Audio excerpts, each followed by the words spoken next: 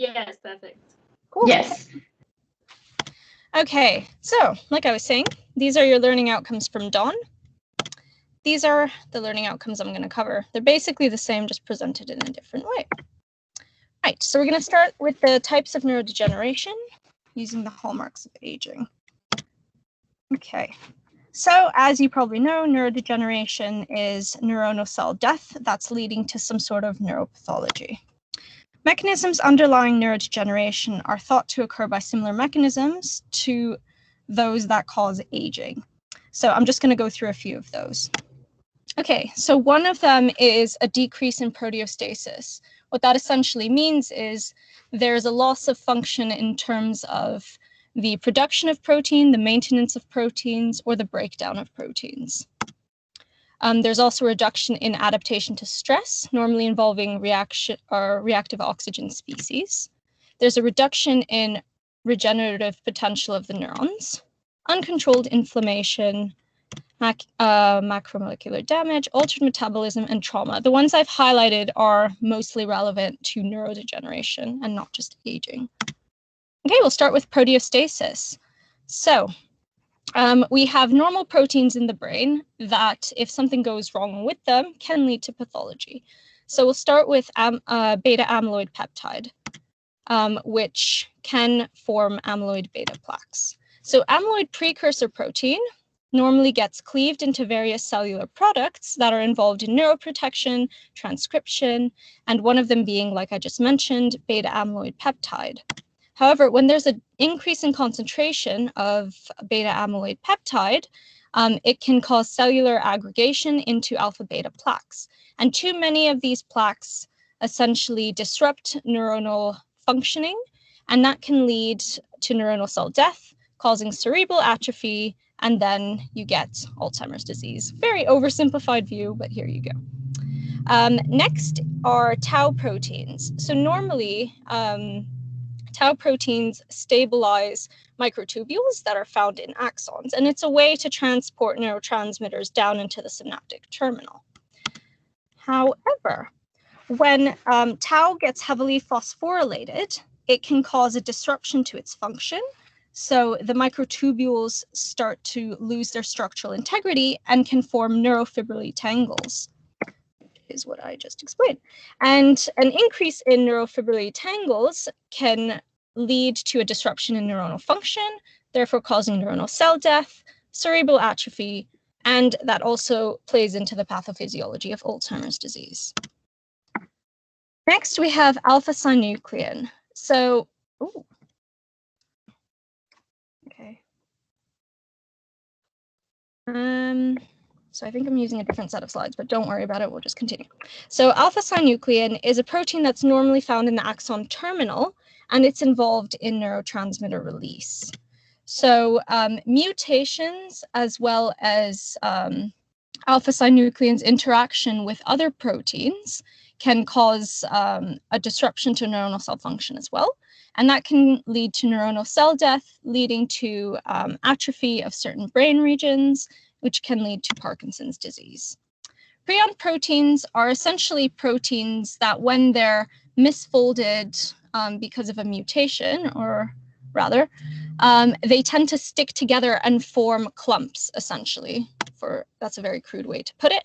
But then these clumps can then go on to cause a disruption in neuronal cell function, leading to neuronal cell death, cerebral atrophy, and dementia, essentially. So I'm just trying. And one of the examples in which this causes a pathology is Creutzfeldt-Jakob disease. Okay, so inclusions are essentially clumps of proteins that have not been broken down properly by the breakdown mechanisms within the cell. And they tend to be clumped as well with immune cells, so they can be with or without immune cells. And it's the same process that goes on with all of the proteins. Essentially, these form clumps in the cell, causes a disruption to physiology of the cell death, and there you go, neuronal pathology. So these can occur with tau proteins. So they can form in the cortex to form Alzheimer's disease or Pick's disease. And alpha-synuclein, like we just discussed. So when they're aggregated with eosinophils, they can form Lewy bodies, and this can lead to Lewy body dementia and Parkinson's disease. Okay, so another way or another mechanism by which neurodegeneration can occur is a reduction in regeneration and uncontrolled inflammation. So one example of this is myelin. So you have oligodendria, which are cells in the central nervous system that wrap around the axon to make the myelin sheath. And in the periphery, they're Schwann cells, but they essentially have the same function. And they act to increase the conduction velocity of the action potential down the axon. Now, myelin degeneration occurs when an autoimmune process attacks the myelin, and therefore causing disruption. And as you can imagine, this causes a reduction in conduction velocity down the neuron, leading to aberrant neurofiring and transmission. And this is what occurs in multiple sclerosis and Guillain-Barré syndrome.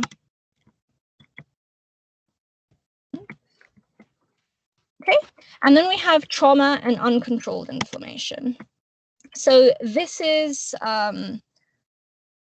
Wallerian degeneration from Don's notes. So it's neurodegeneration caused by trauma and uncontrolled inflammation caused by cutting or crushing or in nerve compression.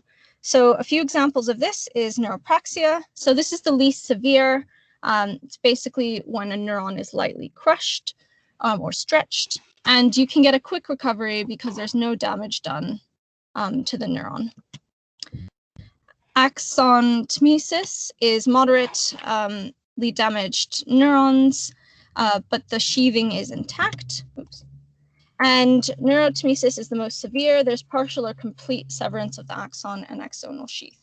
I'll put up a different set of slides that have a bit more visuals with this. Sorry, I just put up the wrong set of slides. Okay, so the most common, now we're going to discuss the most common forms of dementia and all of their clinical features. So generally speaking, dementia is a global decline in cognition, which involves memory, orientation, concentration, and speech, as well as behaviors and personality. And obviously that has an impact on the person's life. So it has multiple etiologies as well. And the different classifications are central dementia, which involve Alzheimer's, multiple sclerosis, Parkinson's, and Huntington's. And then that can be further subdivided into cortical and subcortical accordingly here. And then you have peripheral dementia, where you have breakdown of the neurons in the peripheral nervous system. So these include things like Guillain-Barré syndrome. And then you can also classify it by clinical course, whether it's acute, subacute, or chronic. So now we'll go through the different types of dementia. So Alzheimer's disease. So like we discussed, the most likely theorized etiology of Alzheimer's disease is a reduction in proteostasis. So the onset is slow. And in terms of clinical features, the first thing you start to notice in these patients is their loss of spatial navigation, their increased memory loss as well, and they find it difficult to differentiate between different scenes. So that's that probably contributes to their loss of inability to navigate as well.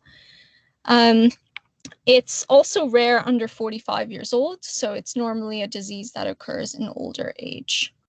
So in terms of imaging studies, they're not particularly helpful for diagnosis because you only start to see degeneration in the temporal lobes, where Alzheimer's disease normally occurs, in very late stages. So we don't normally use it for diagnosis. And in terms of a spinal tap in the CSF, you can sometimes see phosphorylated tau, but this is also not routinely used. It's mainly a clinical diagnosis based on the characteristic features. So like we were mentioning before, the pathology and gross anatomy are the increase in beta plaques and the neurofibrillary tangles, and that goes on to cause cerebral atrophy. The treatment for Alzheimer's disease, unfortunately, is only symptomatic treatment. So you can't reverse the disease, and it's normally terminal. And the diagnosis of the disease is normally made on autopsy. So you're never 100% sure whether that's what they have or not until you open up the brain. Now, treatment from your drug list. So in early stages, you can give them acetylcholinesterase inhibitors, such as donepezil and rivastigmine. These are thought to aid in cognition, so to help them think more clearly, remember things better. However, and it's thought to delay progression, but I'm not sure how good the evidence is behind that. But again, it's only meant to help them briefly, and it doesn't do anything to reverse the disease. So late is NMDA antagonists. So someone was mentioning earlier that an increase in glutamate causes excitotoxicity in the brain. And this is one of the mechanisms they think can be contributing to Alzheimer's disease as well. So mentine, which is also on your drugs list, is used relatively late. And it's an NMDA receptor antagonist, so a glutamate receptor antagonist, mainly in the temporal lobe. And it can, it's meant to cause a decrease in excitotoxicity and delay progression. However, also not very strong evidence in terms of how much it actually helps. Okay, so now dementia with Lewy bodies. So the progression and onset is generally slow, and also defects in proteostasis, like we were talking about earlier. Characteristic features of these patients are a reduction in attention, visual hallucinations, and Parkinson-like symptoms. So you can think of Lewy body dementia as a combination of Alzheimer's disease and Parkinson's disease in a very crude way, but it's not as severe as either of those diseases in full, essentially. So in terms of imaging, you won't necessarily see any hippocampal changes or atrophy like you do in later stages of disease.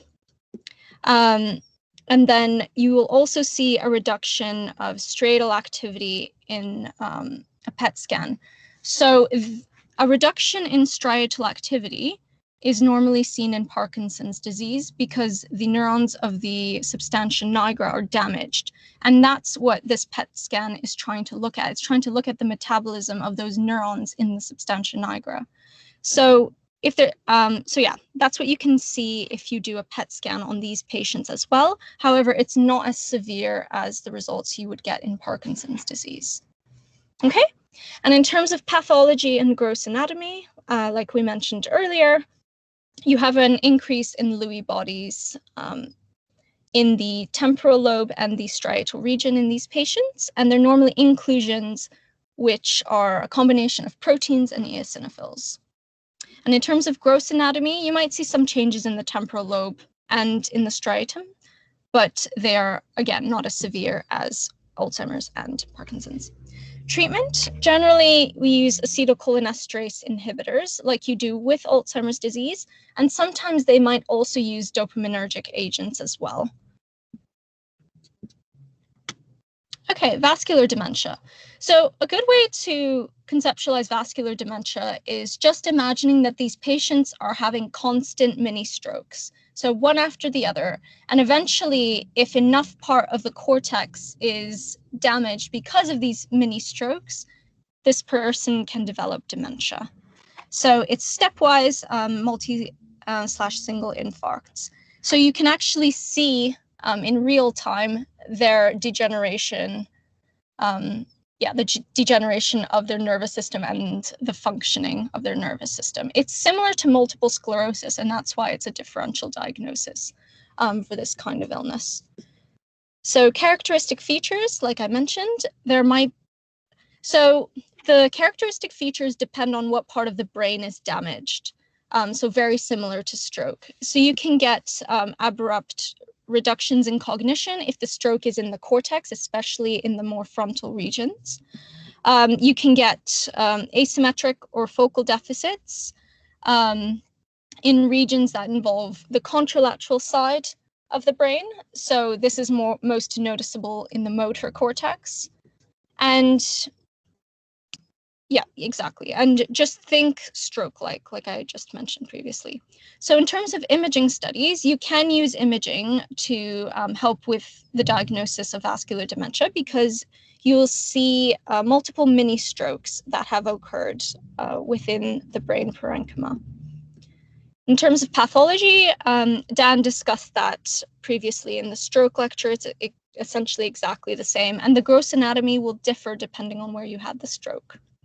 In terms of treatment, unfortunately, you can't reverse this, just like you can't reverse the damage of stroke, but you can modify the risk factors of stroke. You can give them acetylcholinesterase inhibitors depending on where the pathology is, and NMDA receptor antagonists like you do with Alzheimer's disease, but I think that's mainly if the stroke occurs in the temporal lobes more than anything else, and cardiovascular control. Frontotemporal dementia. So this is exactly what it says on the tin. It's essentially when you get degradation of the frontal and the temporal lobes together. It's called Pick's disease. And normally this occurs in in younger adults under 65, and it's a slow progression. And so you can characterize the clinical features using the 3 A's. So asshole, apathy, and akinesia. It's a bit crude, I'm sorry. But that's essentially just to say that normally people with a lot of frontal lobe atrophy will get a lot of behaviors that are uninhibited, because one of the roles of the frontal lobes is to inhibit inappropriate behaviors, essentially. So if you don't have that inhibition, these people tend to act out, and they tend to say things that they normally wouldn't say, and that can cause a lot of difficulties with them earlier on. Can also get apathy. So that just involves degeneration in limbic regions where they start to lose motivation and just general feelings, essentially. And motor changes. So that's because the motor cortex is part of the frontal lobe, and degeneration there can cause alterations to their motor movements. In terms of imaging, you may see degeneration in the frontal and the temporal lobes of the brain using structural MRI. And in functional MRI, so the difference between structural and functional MRI is that in structural MRI, you see actual brain changes in terms of the parenchyma, like you do here. But in functional imaging, you might not see any structural changes, but you can see changes to the metabolism of neurons in different regions. So in functional imaging here, you can see a reduction in metabolism in the frontal and temporal lobes, even if you don't see any structural changes. In terms of pathology and gross anatomy we just discussed. It's just degeneration in the frontal and temporal lobes. And in terms of pathology, you can see inclusions of tau, so aggregations of tau with or without immune cells, Pick cells in the frontal and temporal lobe. And as a result, you'll get cerebral atrophy. In terms of treatments, you can give SSRIs and antipsychotics for the insomnia and hallucination and the agitation, but generally you can't cure or reverse this disease. These are only symptomatic treatments. Normal pressure hydrocephalus. So this is essentially when the ventricles fill more and more with CSF. And as a result, you get a little bit of brain atrophy, essentially, around the ventricles. So it's a slow onset, potentially reversible, and it tends to involve people over 60 years. And we can characterize it with the 3 W's, which are wet, wacky, and wobbly. We actually had this as an exam question this year. So you can get a gait disorder, which makes them wobbly, because as the ventricles stretch out, the regions that they tend to hit first are the motor regions. and then regions involving incontinence, and then higher order functions. So this is why you tend to get this kind of, or these characteristic features. So gait disorder, dementia, referring to changes in global cognition of that person, and urinary incontinence. In terms of imaging studies, you do a CT or MRI, and that will reveal your ventricular dilation and paraventricular hypodensity, which just means the ventricles have expanded and the parenchyma around the ventricles has thinned out, essentially. And you can also see EEG changes, but they routinely don't really use that if they can see clear enlargement of the ventricles. In terms of pathology, to be honest, I think it's of unknown etiology, normal pressure hydrocephalus, unless I'm wrong, but that's what I've learned. So in terms of gross anatomy, you get cerebral atrophy like we just discussed. And in terms of treatment, you can either give diuretics if it's more mild, or you can do a cerebral peritoneal shunt where you drain the cerebral spinal fluid into the peritoneum. Creutzfeldt-Jacobs disease. So here the onset is quite rapid, actually. It's a prion disorder, like we were talking about earlier, with the proteins that can misfold and turn into clumps in the brain, essentially. So characteristic features is a monoclonus, cerebral ataxia, akinetic mutism, which just means they can't move or speak. And in terms of imaging, you can do an MRI T2, which just means the ventricles or fluid shows white. And you can get you can see hyperdensities in the striatum or thalamus with associated cortical atrophy. And you can also do a CSF analysis to look for these proteins. So in terms of pathology, you get the prion proteins, but you can only really see them at biopsy. And you can see the spongiform degeneration on scan, where the cerebral cortex starts to look a bit spongy. In terms of treatment, unfortunately, there's no treatment for this disease, just like with the other, or most of the other dementias, but you can give symptomatic treatment. Multiple sclerosis. So this is what we were talking about earlier in terms of the degeneration of the myelin sheath. And as a result, you get a reduction in conduction velocity and function of these neurons. So it's a stepwise progression similar to vascular dementia.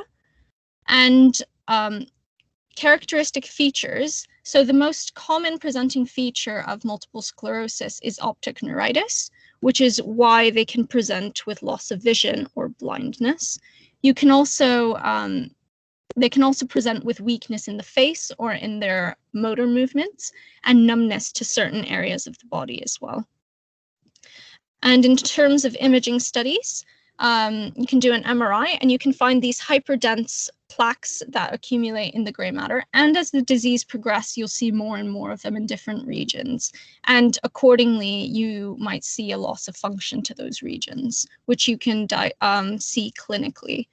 In terms of CSF analysis, you might also see these characteristic oligoclonal bands, which are very specific to multiple sclerosis.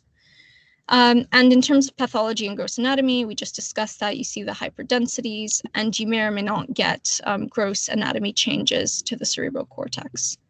In terms of treatment, essentially you give them monoclonal antibodies or disease-modifying drugs to suppress the autoimmune response. And in acute phases, you can give steroids. And there are multiple types of multiple sclerosis, which I've outlined here. There's primary progressive, where it just gets worse the whole way through. Secondary progressive, where they have episodes of relapsing and remitting MS, but then at some point it just turns primary progressive.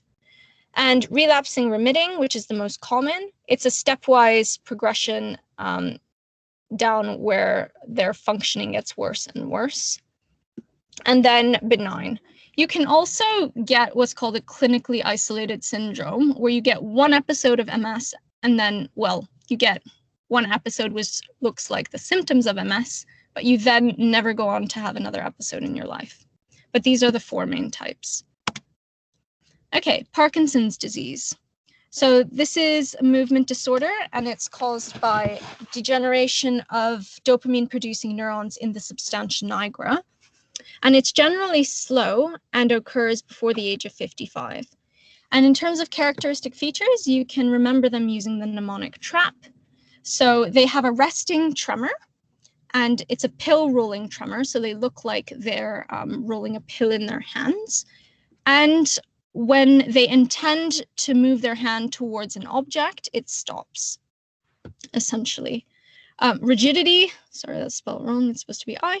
So they generally have a rigidness to their motor movements. So whenever they try to like lift their arm or get up or start moving, there's a lot of increased tone in their movements. So this is why when you do a neurological exam and you see that when you try to push their arm down, it moves similar to the arms of a clock. So that's called cogwheel rigidity, because it's very hard to start the movement and then it stops, and then it stops, and then it stops.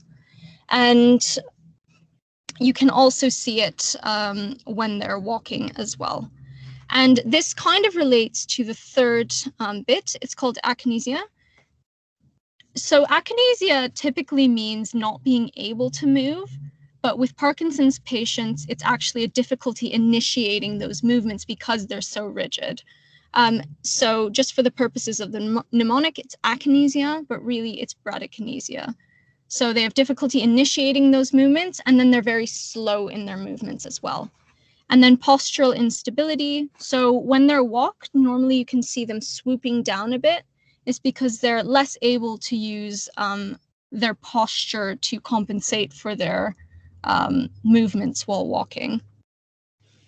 In terms of pathology, so you generally see a reduction of dopamine neurons in the substantia nigra, but that's typically on autopsy, with the presence of Lewy bodies and alpha-synuclein.